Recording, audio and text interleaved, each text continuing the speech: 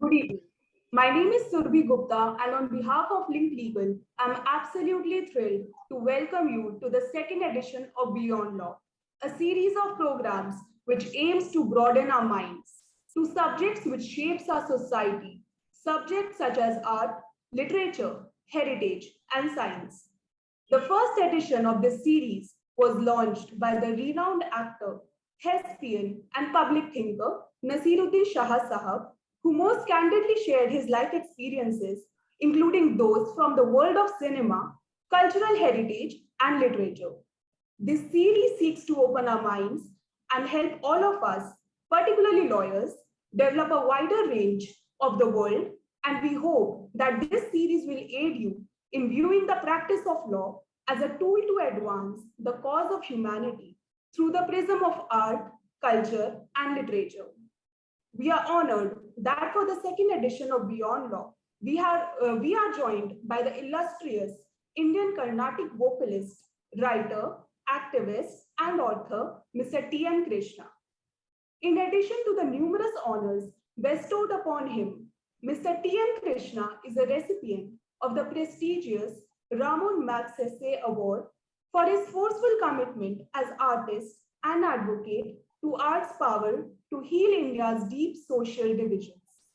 He has very kindly agreed to engage in a conversation with the author, critic, and the lawyer, Dr. Saif Mahmood, who would be curating today's program. May I now request Mr. Atul Sharma to make his remarks, after which he will hand over the floor to a very special guest. Thank you. Thank you. Thank you, Mr. Krishna.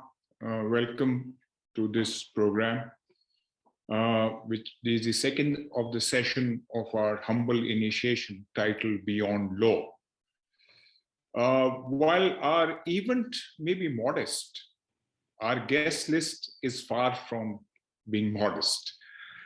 The first session, as my colleague Surbhi mentioned, was kicked off by the cinematic icon and performer par excellence, Nasiruddin Shah Sahab. We are proud to host, as a part of the second edition of this series, a person who's a creative genius across mediums. Mr. Krishna is a celebrated Carnatic vocalist who has been performing across the world since he was barely 12 years old. His innovative performances, which often focus on improvisation, are widely loved and admired. Mr. Krishna is also a widely published author who has written on subjects as diverse as art, caste, gender, and democracy, to name a few.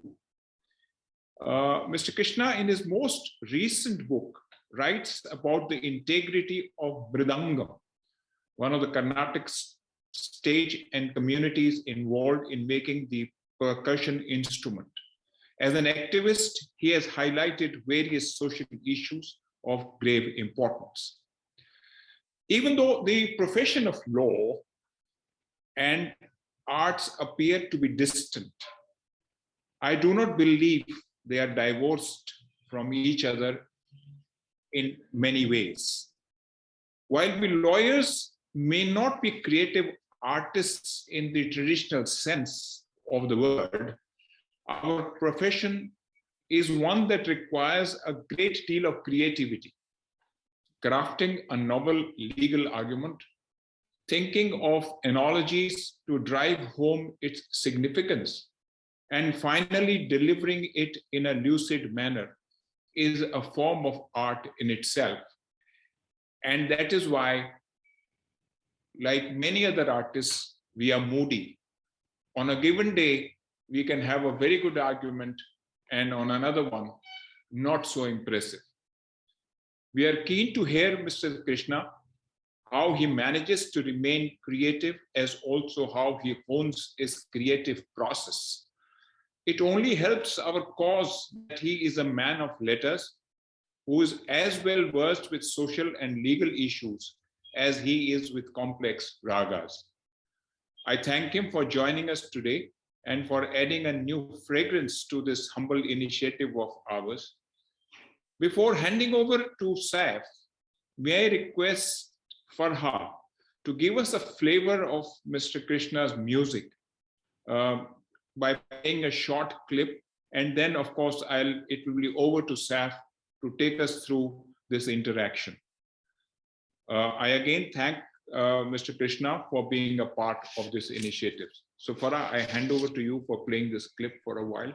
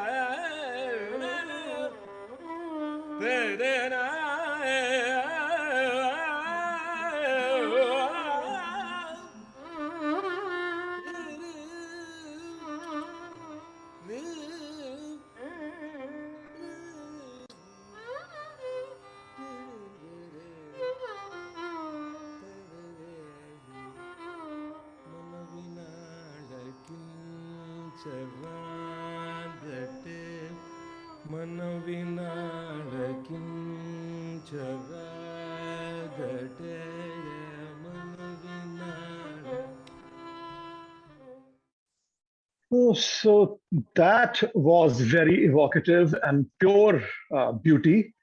Good evening and welcome to the second edition of Beyond Law with the amazing and the inimitable TM Krishna. You know, as lawyers, our work very closely affects human existence and human condition. But the nature of the beast is such that more often than not, we are woefully detached from both of them. Therefore, the whole idea of this series is to bring lawyers closer to humanity and the stuff that human existence is made of. Not just pain and suffering, but also compassion and love and joy. And who better to talk about these things to us than our guest for this evening, TM Krishna. You know, Plato or Aristotle perhaps had said, music gives the soul to the universe, wings to the mind, and flight to the imagination, and life to everything. But through who does music do this? Through the artist, through the singer. Like Iqbal had said, "Mu'jiza-e fan ki hai, khoon-e jigar se namood." The miracle of art springs from the lifeblood of the artist. So here we have today an artist who not only gives us the miracle of art, but also has used his art as an instrument of understanding equality, justice, love, and humanity itself. So thank you very, very much, Krishna, for joining us today. और वो शहरयार का शेर है ना उमराव जान में कि एक सिर्फ हम ही मैं को आंखों से पिलाते हैं, कहने को तो दुनिया में मैखाने हजारों हैं. It is absolutely true for you. You are a true Renaissance man in Indian music. And we will talk to you about your art and music and all the things of beauty which are joy forever. But let me begin by asking you a sort of an introductory question, which will put this conversation in perspective. As our colleagues just said, the first session in this series was with Nasiruddin Shah, and he has written his autobiography called "And Then One Day."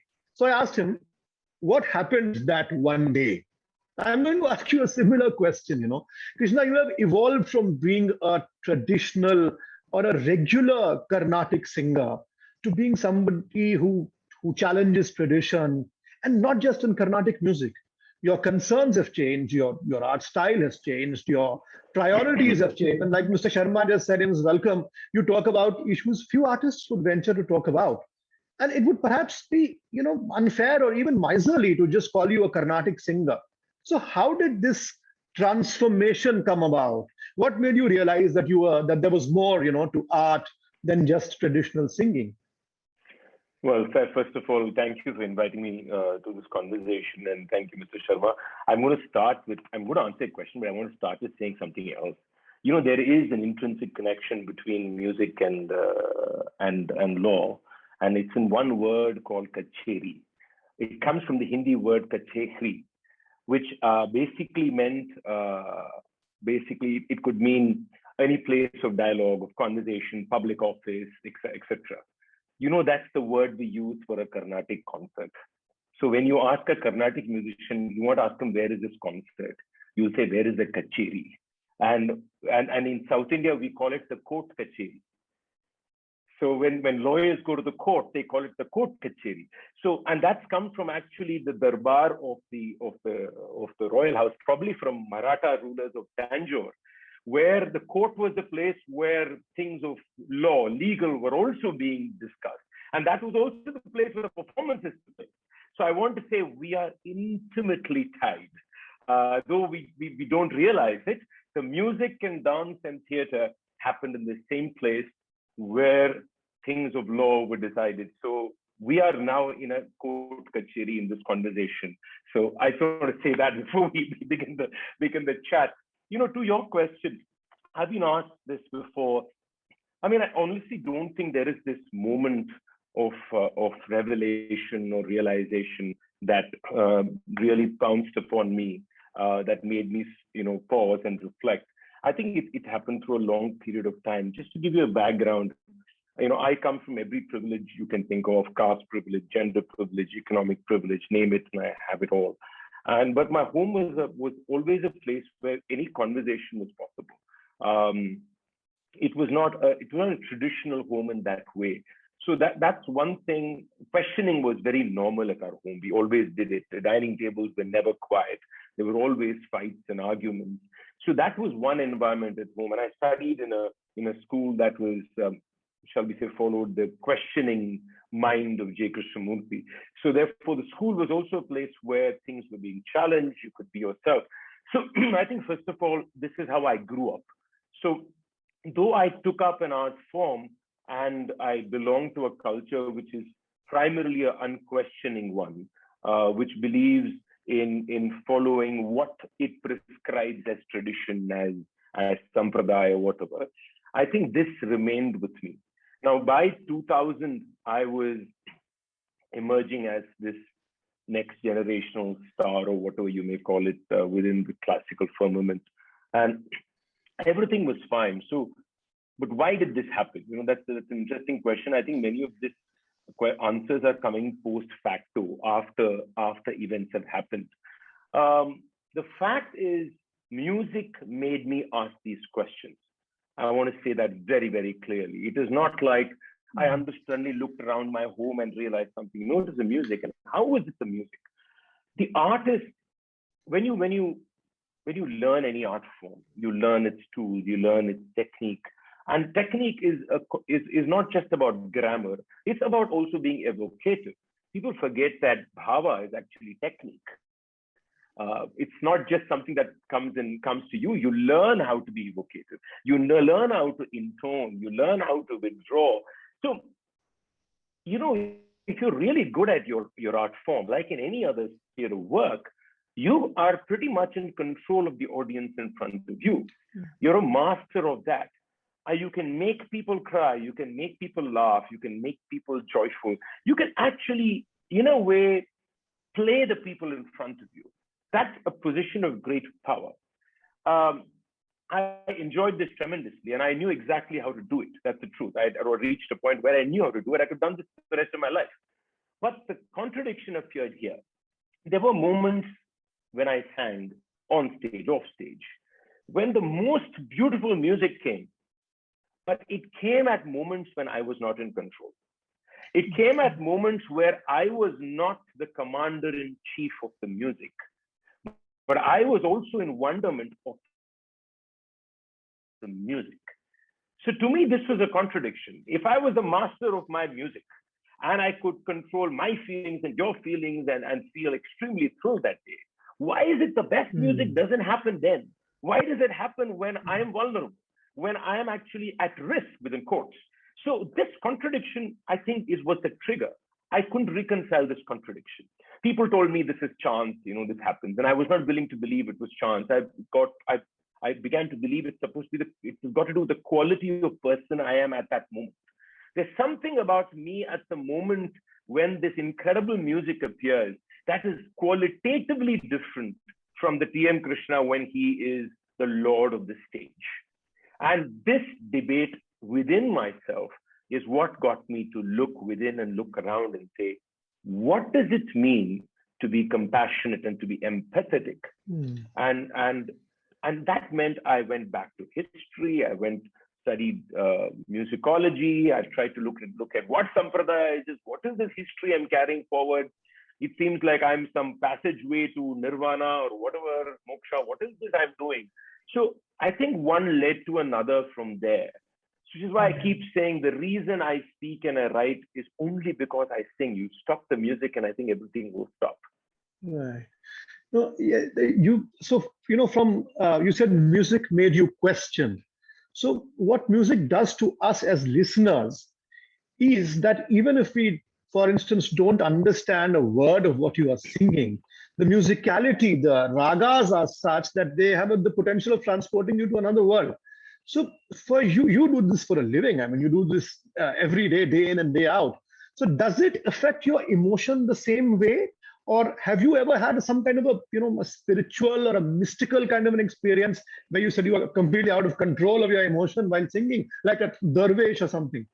Well, I did kind of hint at it. I kind of ran away from these words, divine and spiritual, because I'm just worried about the baggage it carries. But yes, I guess it's also time probably to embrace those words in today's environment.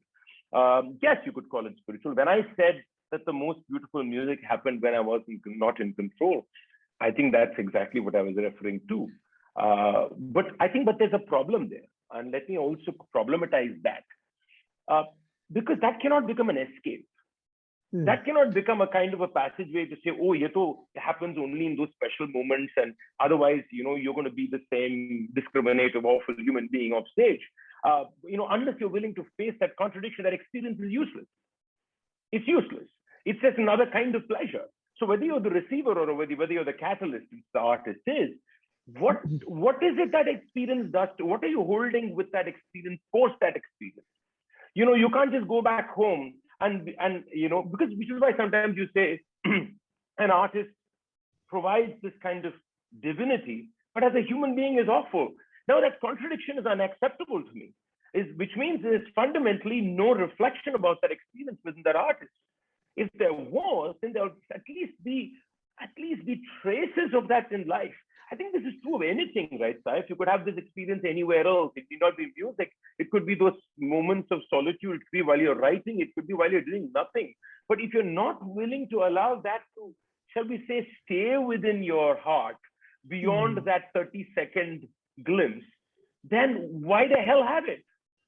What is it doing to you? So to me, it was the fact that, and I want to say those moments are not moments of purity. I just want, I always think those moments are moments that show you your ugliness. I'll rather put it that way. Because the moment you place it as a position of purity, you're again saying, ye to alag baat hai, it's somewhere in the sky. It's not in the sky, it's temporal, it's real, it's tactile, you feel it, it's within you. So for me, it's those moments that actually make me look at myself like I'm looking at a mirror and say, goodness gracious, you're such an awful person. And I'm saying this in a very positive sense, by the way, not in negativity. Because those moments really kind of show you how you can be a little better, that something within you can open. And then everything that you do will have that quality. It's not a question of being right or wrong, but it's a question of allowing that surrender to happen, right?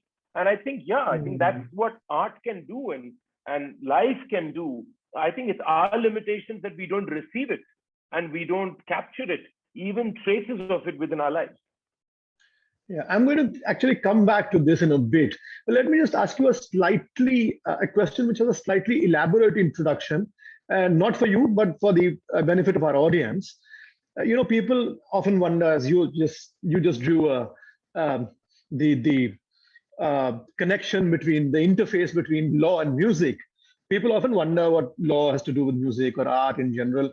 And Mr. Sharma spoke of the interconnect between the two. I remember in Merchant of Venice, which I often say should actually be taught in law classes as part of the law of contract.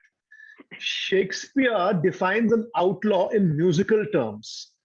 And, when Lorenzo, who Shylock's daughter has eloped with, he enters and he says, the man that hath no music in himself, nor is moved with concord of sweet sounds, is fit for treason, stratagems, and spoils. The motions of his spirit are dull as night, and his affections dark as Erebus. Let no such man be trusted. So this is what Shakespeare is saying. I mean, of course, creativity is a common trait in both disciplines, music and law.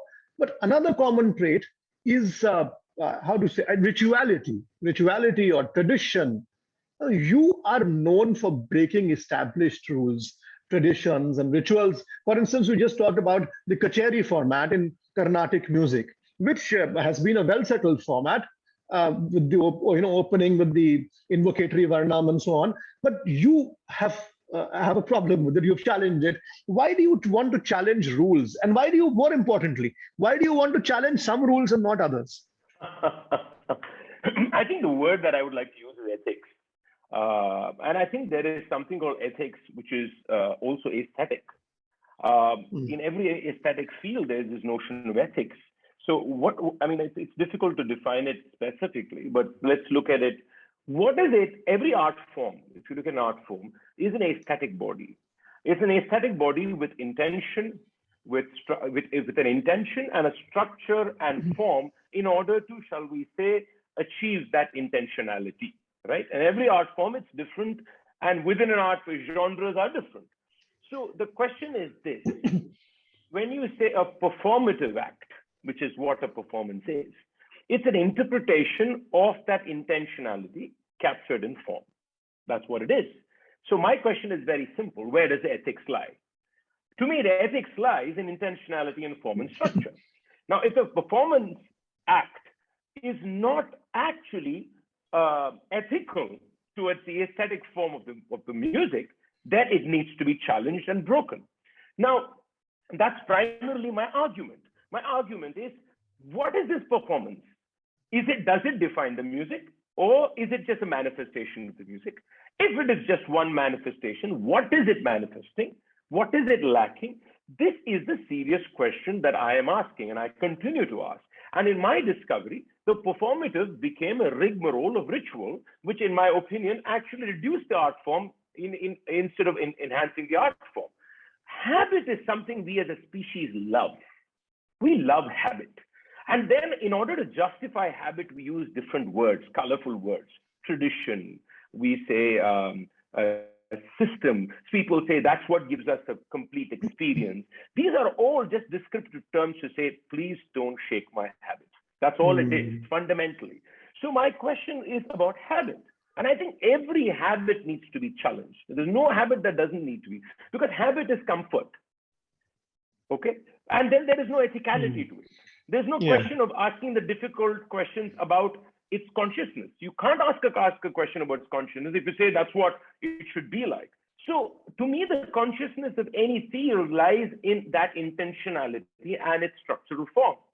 And in Carnatic music, to me, it's clear as daylight that the performative has become a rule book which decides how you should experience the art form rather than saying this is one way of receiving it.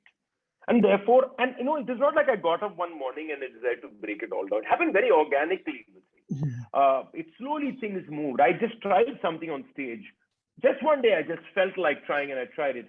And then it kind of opened new vistas to me, new avenues to me, that I now don't depend on any one structure to present this art form, which to me is a celebration of the art form, not me, but the art form. And I think anything that we build in society, it's only a group of us who's building it. Let's first be very clear. It's not like society is building it. It is the powerful within one specific group that is building it. Okay? So the questions we must ask about it is its ethics with beyond those specific people. That's what we should ask. And when we ask those difficult questions, many times you find them to be problematic. There are socio-cultural reasons to why a performance structure is also made. There are political reasons for it too. I'm not even going in there. I'm just talking still the philosophical realm. But there are social, there are political reasons why certain things are considered important. Certain things are considered unimportant. Certain kinds of artists are then discarded. Certain art structures are discarded. How are these decisions being made? What are the powers that are influencing these decisions? These are the difficult questions. These are questions of law too, as much as the questions of aesthetics, right? So I think it was a combination of these things that went on to, for me, first of all, find out, okay, at the base level, what makes Carnatic music? Can I define that? And to me, there are only three elements to Indian, I don't like to use the word classical, what is Indian so-called classical music. There are only three elements to it. There is raga, there is tala or laya, and there's text. That's all. The idea of a raga, the idea of tala and laya, and the idea of text. And text can be, linguistic or non-linguistic. It doesn't matter. These are the only three things that define this form. Everything else is superstructure, as far as I'm concerned. So the performative is just one way of seeing things. So are you saying that by insisting on these structures, the system is not only fettering the freedom of the artist, but also the agency of the listener, the audience? Absolutely. You're doing one more. I'll add a third thing. You're also defining who the audience and the artist should be. Will be, yes. Exactly. There is a huge socio-political angle to this. Yes. The structure of anything is also limiting entry or exist into that world. So you build a structure that's a fort. And then you say you want anybody from outside to come in. You say, okay, learn how to get into this fort, which means become a homogeneous member of the people within the fort.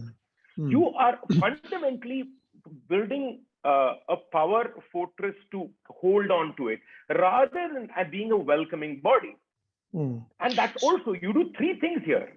You're limiting the agency of the listener, agency of the artist, and you're saying, you're also defining who does not have a permit to enter here. All these three things are happening at the same time. So these people who have an objection to your not conforming to traditions, are they trying to say, or are they saying that the sound of Carnatic music has remained the same from the time of Tyagaraja, or is that the case? I sincerely hope they're not saying it, because I can assure you, if Tyagaraja came in front of us today and sang, most of it may not like the way he sings. That's the truth. So it has been changing over the years. Oh yeah, if you go back to even music that was sung in the 1920s, take it khayal, let it be khayal or Carnatic or anything or Dhrupad. When we listen to 1920s, nostalgia kicks in. But the fact of the matter is that's not the sound you would like to listen on a stage every day. So if you and I've done some research on reconstructing music that was early 20th century in Carnatic. I can tell you, if Tyagaraja came and sang today, I very much doubt we would really find him very, very evocative or wonderful to listen to. That's the truth. So, I mean, I think, it's all the selective size. We decide in a way. We also keep saying art keeps changing. So in a way, we contradict. We say art keeps changing at one side. At the same time, we say something should not change. So that's the whole questioning, right? So what do we feel threatened about when we say that changes?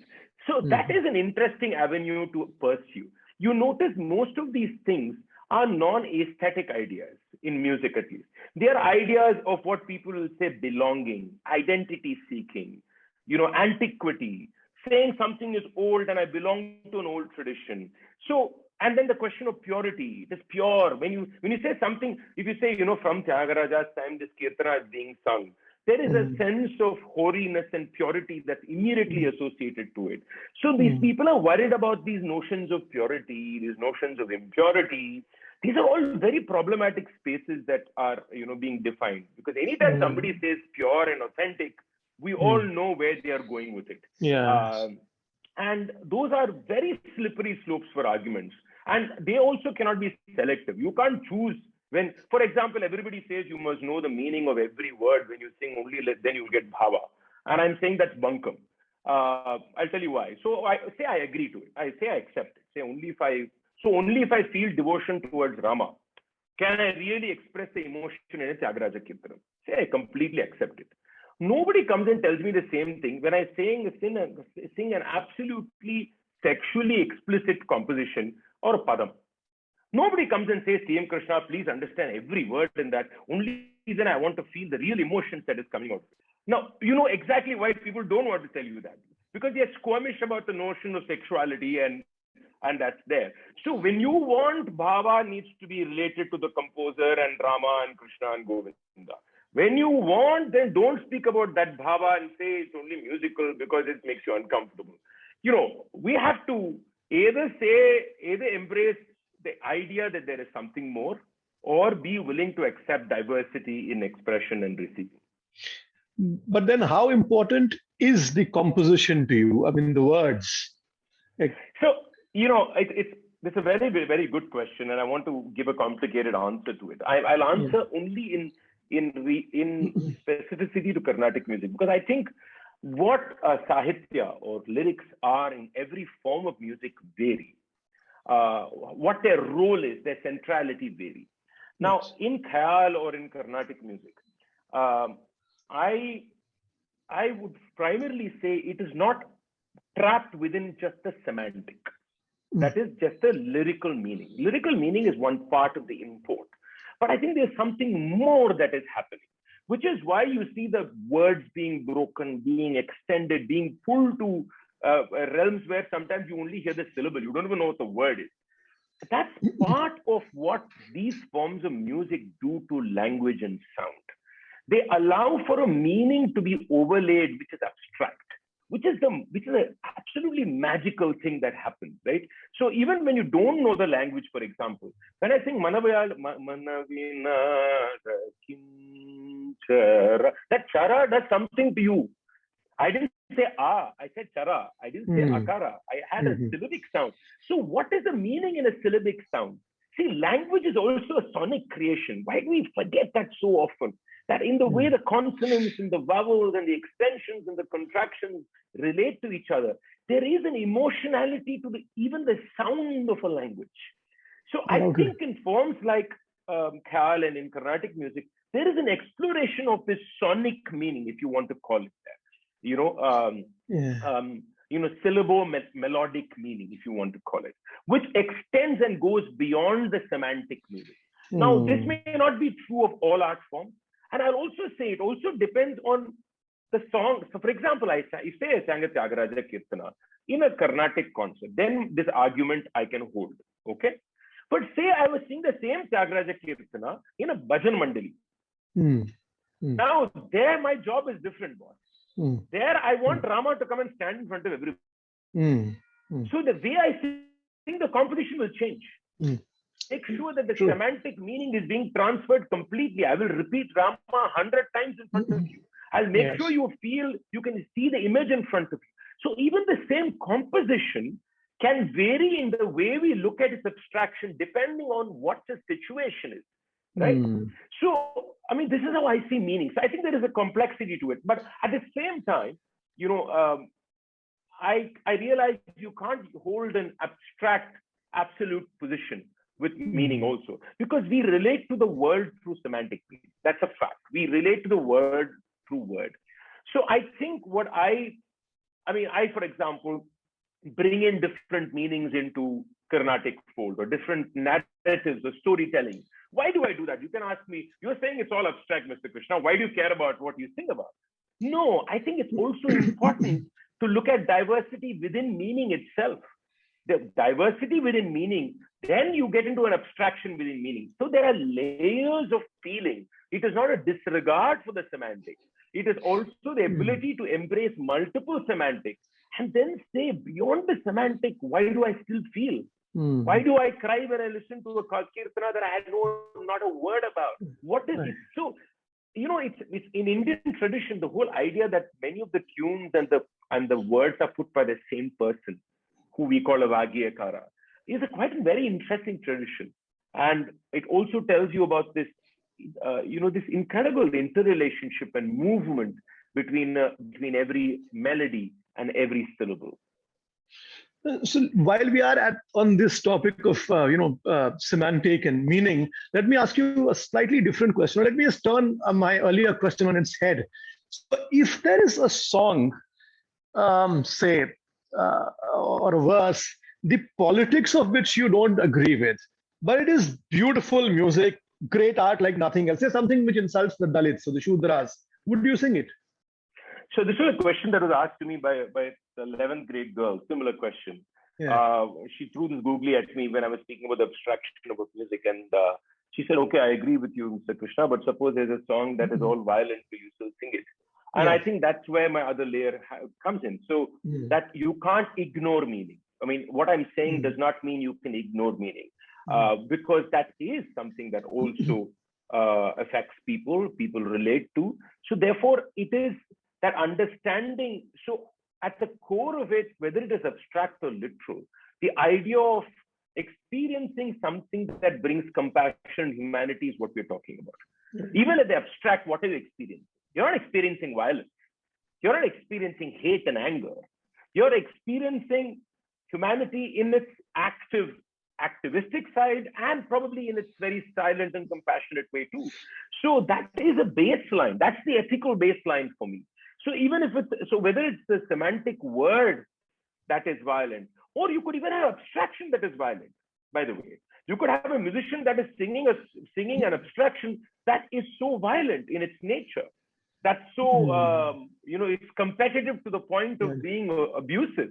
So even abstraction can be abusive and violent, not just the semantic. I've heard ragas being rendered in a manner that is not when we sleep, not because it was profound, but because it was so violent. The articulation was angry. So I think that has to be the baseline, and therefore you cannot ignore semantic meaning. I mean, there are a couple of Tyagaraja Kirtanas that I'm uncomfortable singing now, which I don't sing. Because I'm not very comfortable with the lyrics. So it's not like I'll ignore the meaning and say, array, this can be anything. No, but it also means that we can't be stuck just with it. I always give a very simple example. Why do we say French is beautiful when you don't understand one word of the language? People say, oh, such a beautiful language. You don't understand one damn thing most French people say. But why do I say Urdu is beautiful when most people don't understand Urdu, say it too? So there is a meaning. It does something to your heart, right? What is it doing? So I'm saying, can we allow that also to imbue your understanding of the semantic and not be just stuck with imageries? And as you would know, even in poetry, there is much more than the literal meaning of the word. In fact, many times the meaning is the opposite of the literal. So if you're going to be stuck with the literal, you actually don't understand meaning. Yes. Yeah, yes, of course, that is the question of interpretation and construction, etc. But let me just change the course of this conversation to one of your books. In your latest book, Sebastian and Sons, on the history of the Mridangam makers, you have shown that there is not just an inherent, but a blatant and systemic class and caste discrimination within the classical music system. My question, and this question is related to law and justice, is, given the history behind it, do you think it is possible to, say, de-caste classical music or other performing arts? Well, some people believe I'm wasting my time and it's just too entrenched and you can't do anything about it. And I'm slightly more optimistic than they are. First, I'll concede that any cultural change is not something that's going to happen, in overnight or even in a few years. It's probably work that is cut out for decades at times, right? But I really feel that there is a possibility to change anything, whether it is, Khyal, Dhrupad, or Carnatic music. Every classical form in the world, or so-called classical, are entrenched in social discrimination. That's just a fact. It cannot be, whether it's Western classical music, whether it is this or anywhere. So because the entire positioning of these art forms is based on social structure and not on aesthetic quality at all, right?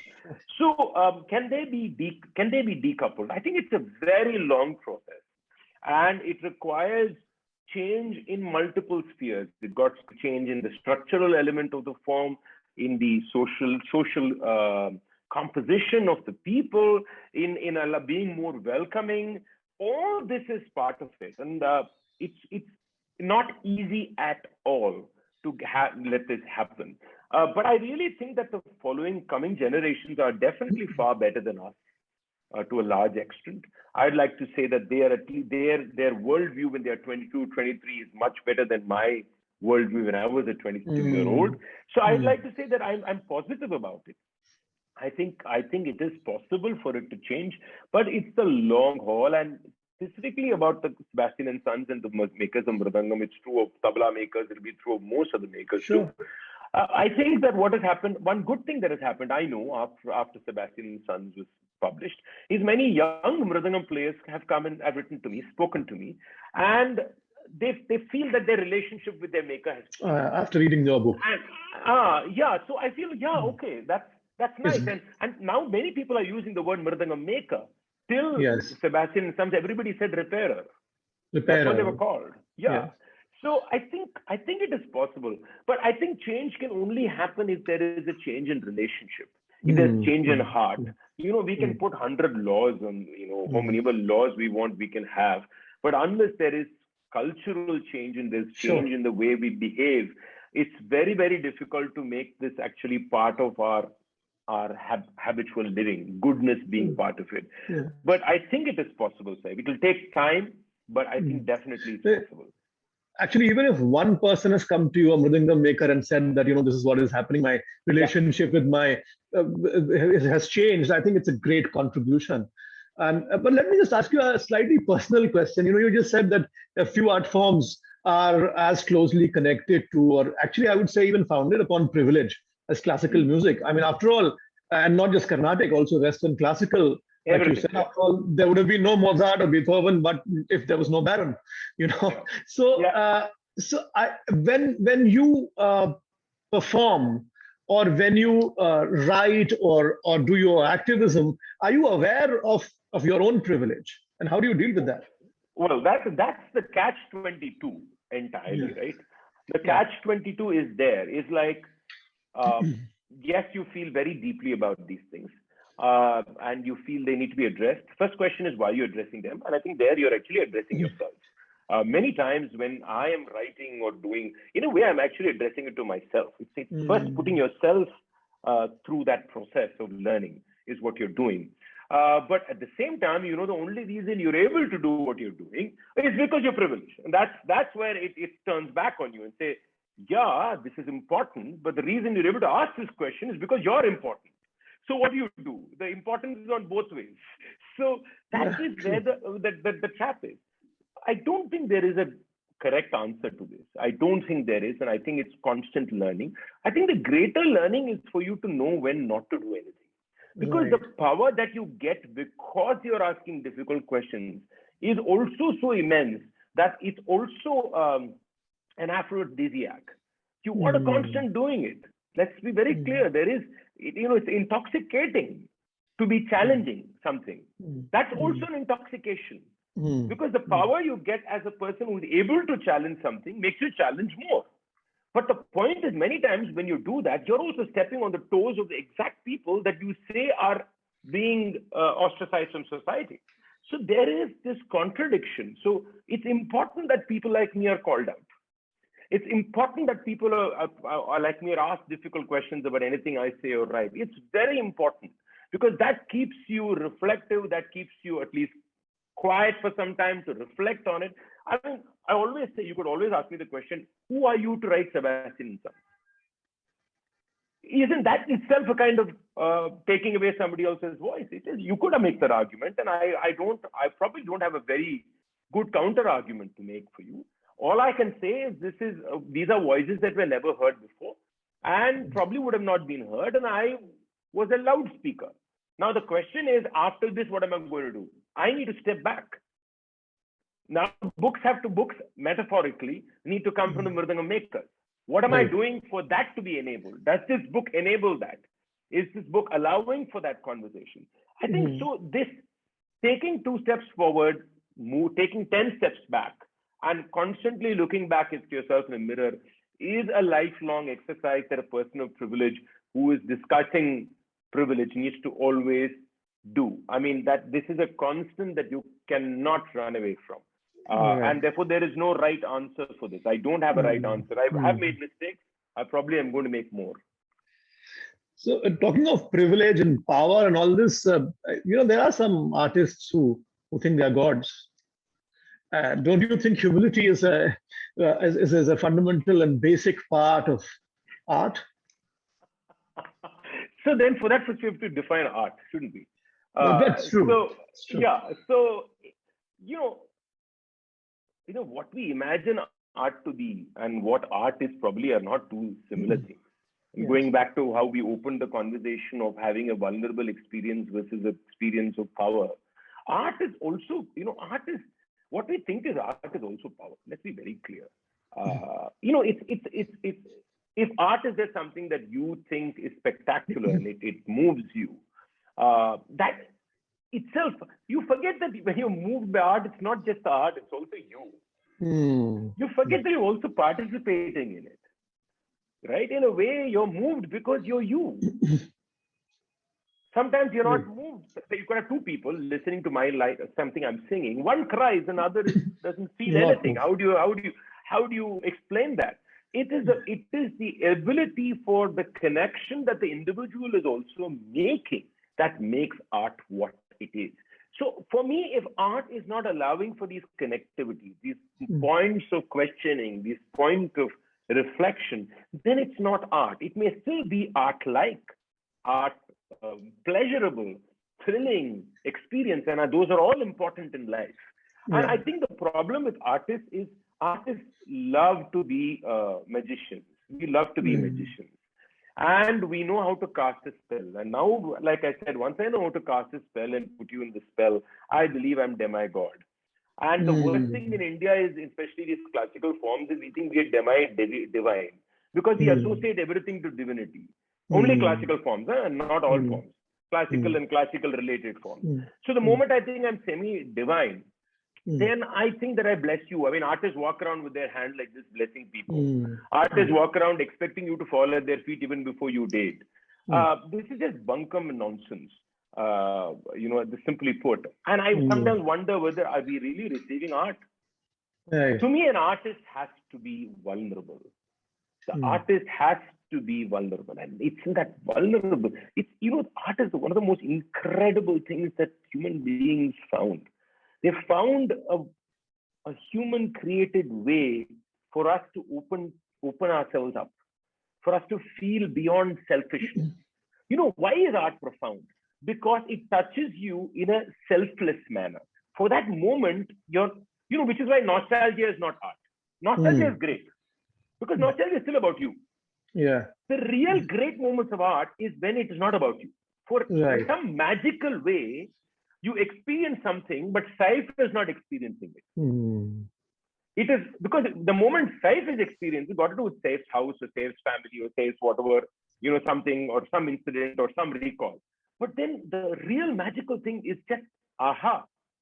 And it's aha because Saif is not present. Yes. And I think if that happens, it is art. Even if that probability is opened, it is art. And I think, unfortunately, all of us artists and receivers of art are stuck in the spectacularity of what we can do. And then we Right. think we are God, and then we think we are God, and then humility is thrown out of the way. Yeah. Yes, that's a great answer. Thank you. On the other hand, conversely, at the same time, we also have great artists who have died in penury. I mean, Yeah. we have Bharat Ratna, Ustad Bismillah Khan. Yeah. Uh, so on the one hand, we honor them with state awards and so on. On the other, they don't have even enough money to afford medical facilities. So many poets, writers have met the same fate. Yeah. What do you have to say about the way we treat our artists and our heritage? And actually, what can be done in terms of institutional arrangements to ensure that this does not happen? So first, we are the bunch of hypocrites in this country. We have done nothing for art in this country, and I'm saying this right through. Yes. Padma Awards were given yesterday. So keeping those award kind of things and grants, we think we give awards and give grants, we've done something for art. Then we talk about soft power. We'll have these programs where you'll showcase some artists. But the fact is, this country doesn't care a damn about artists. We've done nothing systematically, nothing to really look at art forms. Then we say we want to archive art forms which are dying. They died because of us, or they're dying because of us. So whenever somebody wants to archive something, that means it's a problem. That means we have to reflect on why we need to archive it rather than say, let's archive everything. Right. So there needs to be, we worked through our foundation during COVID to support artists, marginalized artists across the country.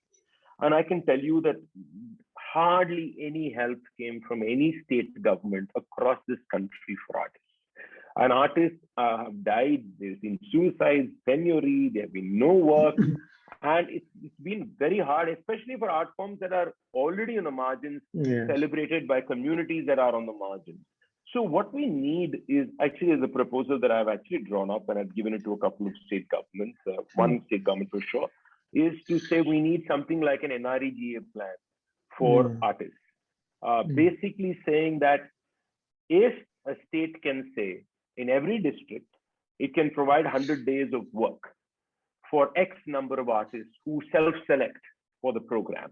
I'm not going into the details. Then 100 days could be at every local government school, every government college. In that way, you also enable culture to be part of school, part of children's future. It's within the district, which means the district's culture can be activated. It can be craft. It can be, we need to have a system, a legislated system. It's the job of the government to do it. It is not the job of the private companies to do it, or CSR funds to do it. Or, we can only touch the surface. The government needs a systemic plan. If we truly call this country a country of diversity and of art forms, we should have a systemic plan that changes the way we treat artists, and don't wait for a calamity for it to happen. Do you also think that the system of teaching classical arts in our country, the classical arts pedagogy, needs a relook? So there are, So let's look at this. So when we say pedagogy, what do we mean?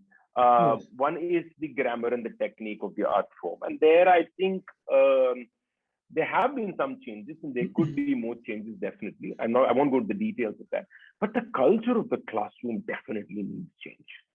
Displacing this guru in this pedestal or making them sit 5 feet above the earth as some gift, and the entire guru shishya system is an abusive system. I think it's high time we come to that realization. We keep on saying Guru Shishya Parampara, Guru Shishya Parampara. Guru Shishya Parampara is here in the heart and the relationship. That's not going to happen if the system itself is abusive. And if somebody tells me, no, I had a great relationship with my guru, as people of law will know, you don't create a system that depends on good people for it to function. You create a system that will function in spite or despite horrible human beings. The Guru Shishya system does not function like that. Right. So that culture needs to be changed. There's an otheringness of that culture. There is an abuse of that power, especially for women.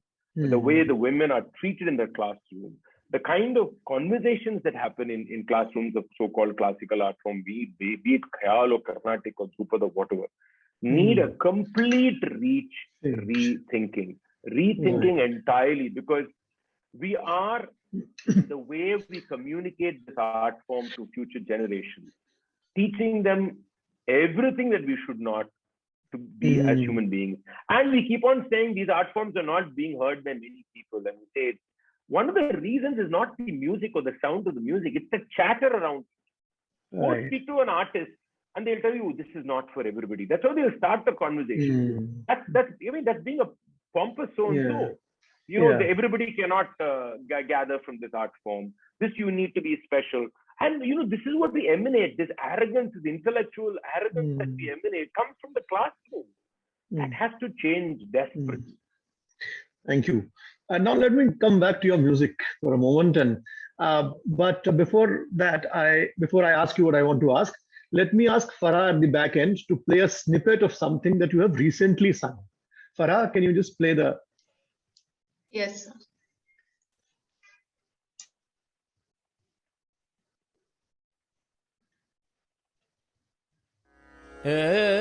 देखने वालों इस हुस्न को देखो, इस राज को समझो,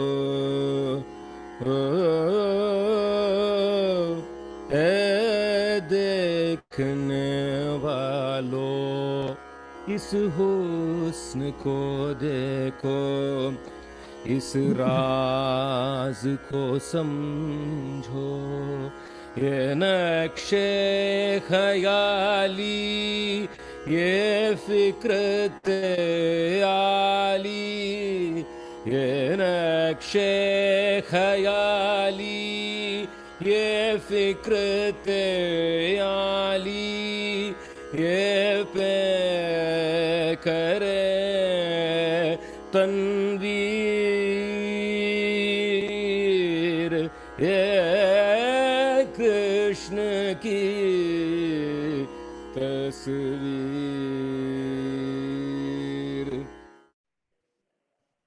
So, ladies and gentlemen, that was TM Krishna singing a pure Urdu poem written by the famous celebrated Urdu poet Hafiz Jalandhari on Krishna and composed by Shubha Modgal. What can be more syncretic? So, Krishna, let me draw an analogy with lawyers and ask you my question. As lawyers, we are trained to argue in a certain language. For most of my colleagues here, we are trained to argue in English in courts. So even with my Urdu background and learning and writing and all of that, if you ask me to argue in Urdu in court, I will not be able to argue in Urdu because I'm not trained to. You are trained in a particular language and style. You've collaborated with Perumal Murugan in collaborations in Tamil. How easy or otherwise is it to sing Urdu poetry or something that does not naturally come to you as a Carnatic vocalist? It has never been done before. So how is it to adapt to these things to the language that you are trained in? I mean, it's difficult. I mean, I think the other person who did sing something was Subbalakshmi many years ago. And yeah, so she did sing. I don't know whose poetry she wrote. She sang. She did sing something in Urdu. I think Subbalakshmi. She sang Ghalib. She sang Ghalib. That's right. Ghalib. Yes. So it is very difficult. One is because one thing you forget is that, like I said, the sound of the music and the sound of the language have an intimate connection. So, everybody thinks there is words and there's music. No, there is words and there's music. It's like that. So there is, so when saying a word and singing a word are two different things. That's also something people don't realize. The way I recite a poem and the way I will sing the poem are very different things. So to be able to do it in a language that you're not trained, you don't even speak in your house, is not easy. So it's like you have to have feel, of course, of the word, of the language, and you must have the feel of the musicality that emanates from it. You should be able to sense it in your, literally sense it. It's not something I can tell you how I do it. You just sense it in the sound. You just hear the sound of the word and the melody should move. And so whether it is Bangla or whether it is Urdu or even Malayalam for that matter, which is so close to Tamil, but so different in the way I need to intone and I sing. And I don't sing much in Malayalam, even in Carnatic music, till I started singing Narayana Guru's compositions. So every time almost an oral experience in some way, right? And like I said, when you sing a language, each language if you sing, for example, if I pick a tune, and if I was going to sing the same meaning, say, more or less in the same poetic structure, in the same tune, in 4 languages, there are 4 different songs. That's the magic of language. Yes. Because the way I will say it is different. And then also meaning, to say I love you will change in every language. What you feel from that love changes. Right. What is that sensibility that you get? That's so profound, right? So for me, every time it's a learning. I think one of the most difficult times for me was when I started singing Ashoka's edicts, which is in Ashokan Prakrit. Yes. Now, at least in Urdu or in Hindi, you have something to go back to listen to learn. In Ashokan Prakrit, I had no reference point at all. So all I did was I had somebody recite it out and listen to it for 1 month in my ear. And I had to figure how the musicality of it needs to come up. So it's this kind of you must get a hang of that language's sound and its sound body. And, also one consonant and consonant extension, which becomes a vowel usually, and then goes into another consonant, right? That interconnectivity that happens in the language is magic. It's sheer, it's musical. It's magic. So, I'm translating Majaz, the poet, into English with Jerry Pinto. Okay. And so Jerry asks me every time I send him my rough translation with explanations, etc. He says, "No, send me a voice clip also. I want to see how it sounds when you read it." Exactly. Yes. That's so important. The sound is something people forget. It makes such a difference when you hear it. And it's from the sound that I know it's music. Every language has an intoned music, which is why you can sing it. Right. So just one more question, and then we'll take some questions that have arrived in the chat box. And this question is actually so we've been talking about understanding from the perspective of the singer, the artist. You just said that if you sing something which 2 people are listening to, one might find it very evocative. The other might not be moved at all. So I was reading recently an essay on music and humanism by Robert Shipp. OUP has just published it. Robert Sharp just published it. And he says that he actually argues against the view that music is expressive by causing certain states in us. He says that differences in musical tastes are not just differences in sensitivity, but the result of circumstances and upbringing of every individual. Do you agree with this? Of course, there's no doubt about it. Yeah. I mean, we are fundamentally beings of identity, which is culture, which is what culture is, right? So, this whole idea of what we respond to has a large extent got to do, which is why this notion of high culture and low culture is rubbish. So, or what is sophistication? Any conversation between cultural habits as being higher or lower they don't make any sense, because they come from very different inhabitations, very different ideas of beauty, ideas of feeling, ideas of response. And therefore, that is what defines how a person receives or gives, definitely. And also, but then the complication is, like I said, within even one culture or so-called one culture, you have a diversity of receiving and giving, right? So there is intra and intra also. There is inter and there's intra. I'm willing to have the intra conversation and say, okay, within, say, poetry writing in a certain language, how would you look at sophistication? Yes, that's a discussion you can have within language. But are you going to look at sophistry between Urdu poetry and Hindi poetry and English and Tamil poetry? That the conversation should not be had at all, because they need to be had within their inhabitations itself, in my opinion.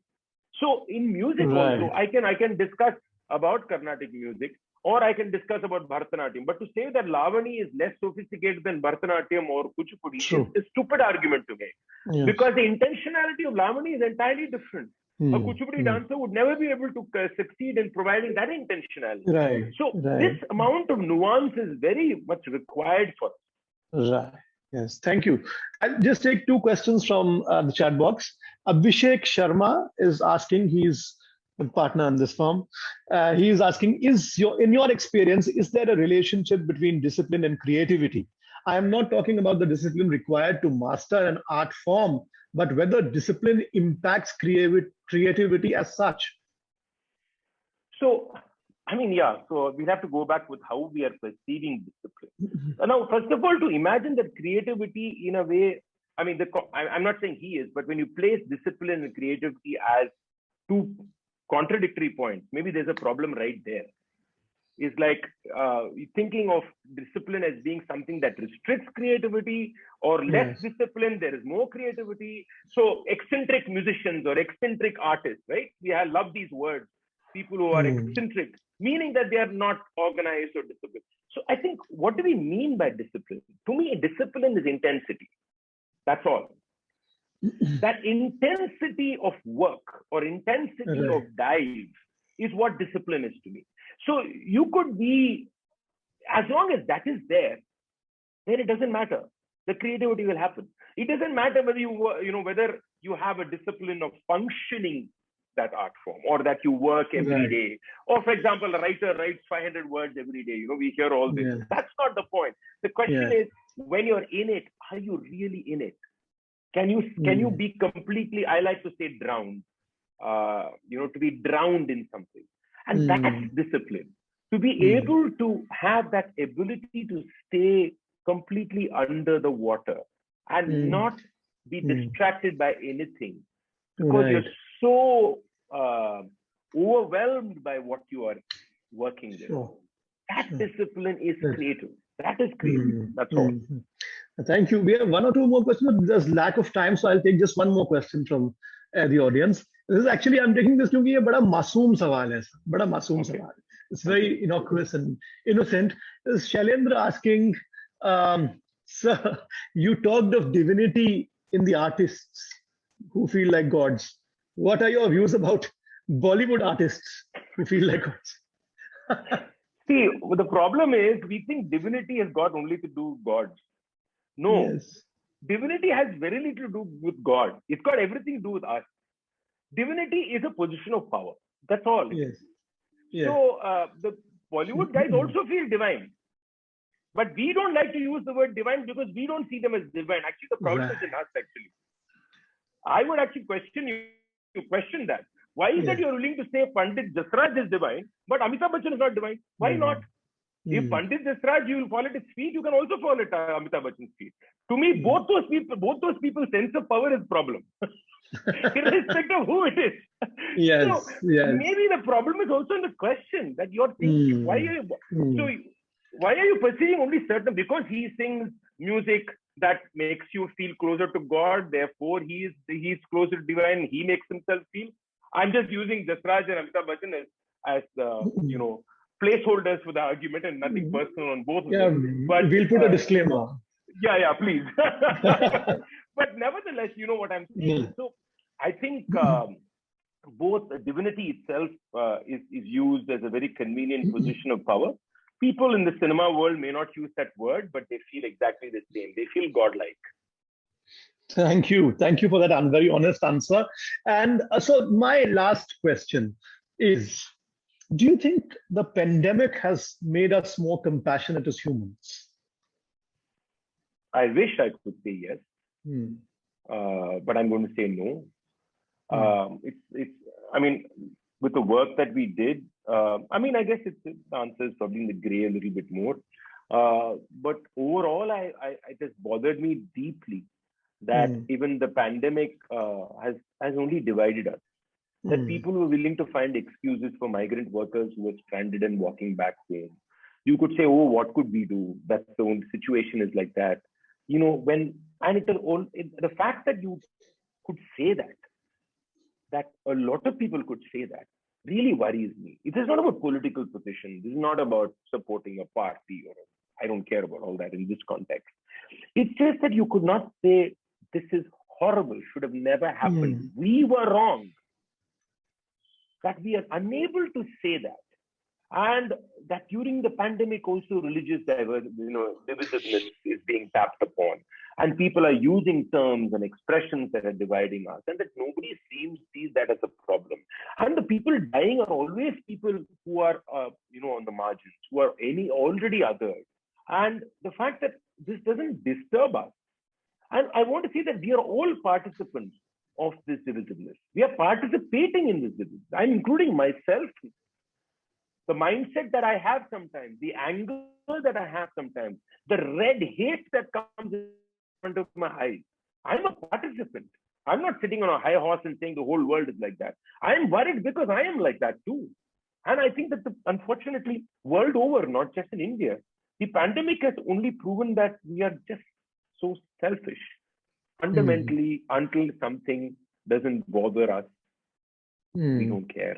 We don't care. Us is, of course, a word that includes people like us. It could be caste, it could be gender, it could be race, it could be ethnicity. But this we is a problem. So there's actually just one more question which has just arrived, and I think it's a very interesting question, and therefore I will use my liberty as the moderator and ask you that question. He says, one question, this is from Ashish Nain.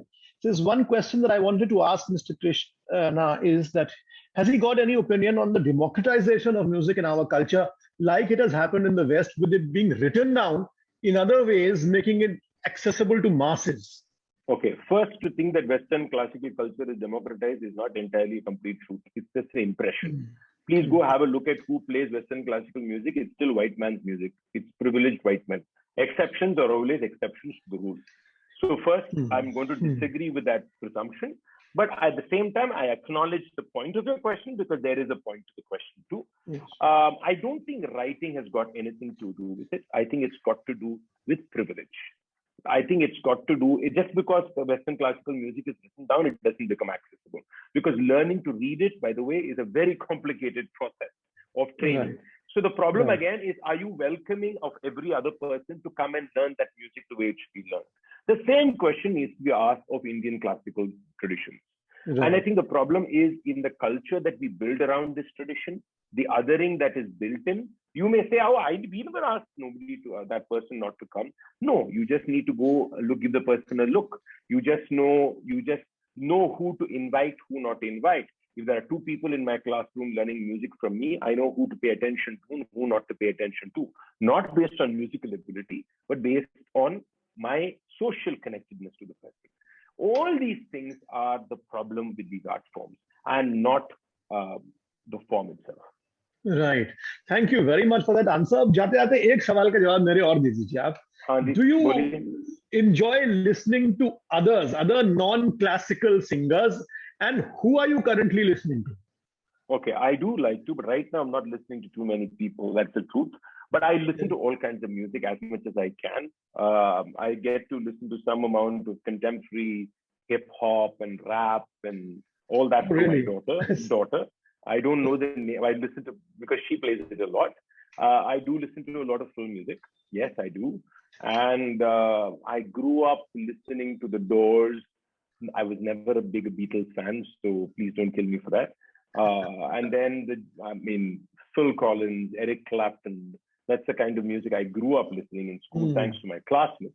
And film music, of course, something that we all grew up with. My cousins used, because of my cousins, I used to listen to a lot of ghazals and Rafi and Mukesh and all that. Then, of course, in South India, Ilayaraja and Rahman later. So yeah, it's a mixed bag of all kinds of music, and that's what happened at my home. So thank you very, very much, Krishna, for this most amazing conversation. And we hope your light will continue to shine bright and show us the path of love, of humanity, of compassion. And thank you all very much for joining this evening. And we look forward to having you in our next edition, hopefully next month. Thank you. Thank you very much. Thank you so much, sir. Thank you. Such a pleasure. And thank you all for coming and joining us. Thank you all. Thank you. Thanks.